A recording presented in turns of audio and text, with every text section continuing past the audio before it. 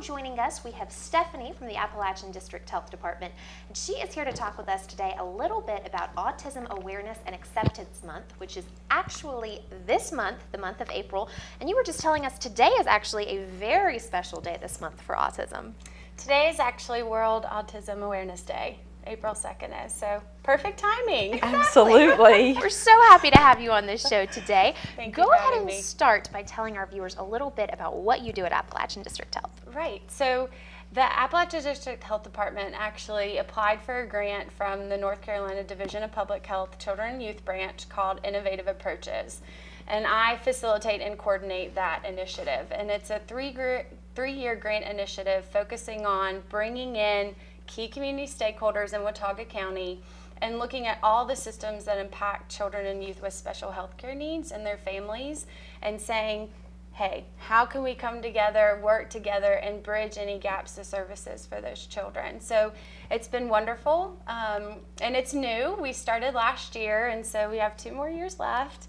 And we have a steering committee that meets with over 35 different organizations and participants, including 19 family members that have a child with special health care needs. So we're doing great.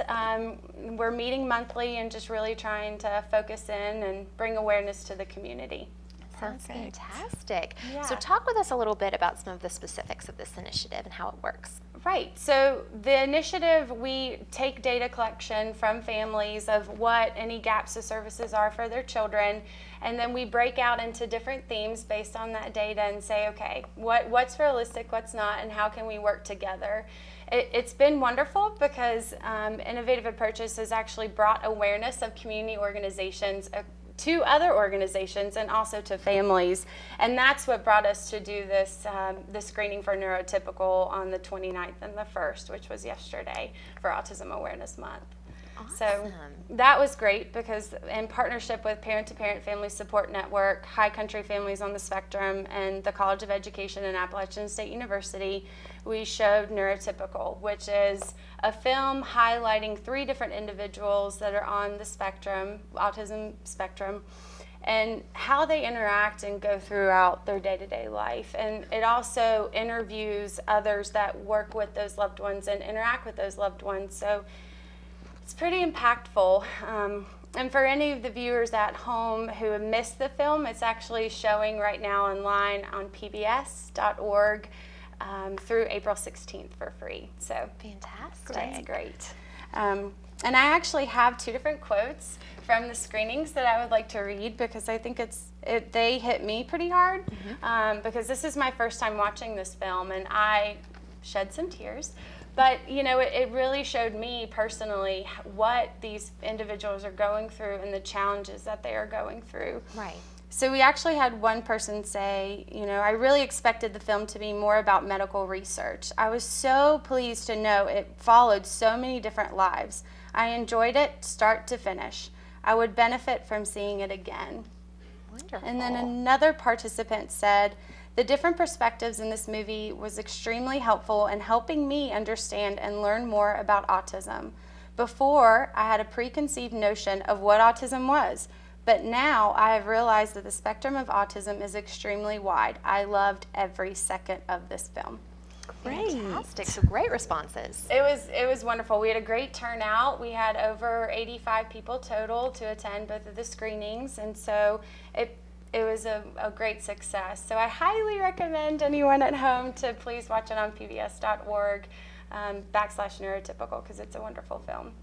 Wonderful. Now, why is it important, do you feel, to show things like this film and to do everything we can to raise awareness about autism? So autism spectrum disorder and autism in general is new. It's a new diagnosis and it's extremely vague and extremely wide. It covers such a diverse group, and so over the years the statistics have increased, and I really feel it's because of the awareness component that communities across the United States have done. Right now, they're estimating over 1.5 million Americans have autism or are on the autism spectrum. So that's a large number of individuals. So the more that we can bring awareness on this topic, the better off that we'll be, and same with those families and children. Wonderful. Now, through this initiative so far, what are some of the things that you've kind of learned and picked up on? So I've learned a lot about Watauga County in general and what they have to offer. There's so many resources and organizations out there that help children, and I just, it's near and dear to my heart. And so that is the one thing I've learned the most, is that not one child is the same, that we need to look at children. There's no such thing as normal, so to speak, that, we're all different in our own ways, and that we just need to all be equal. But there are so many different resources that I did learn through this steering committee and different initiative, such as if families needed support, there's Parent-to-Parent Family Support Network of the High Country, and Karen Hayes is the director there. She's probably going to be mad I said her name.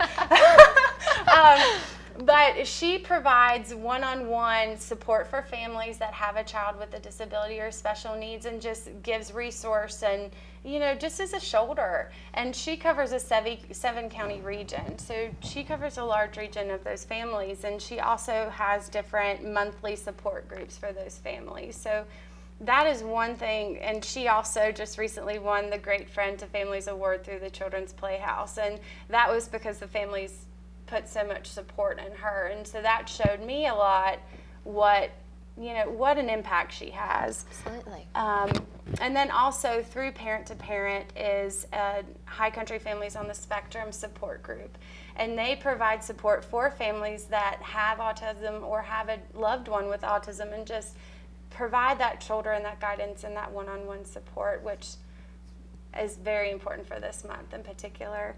And then another one, sorry, I'm just going on a tangent on resources.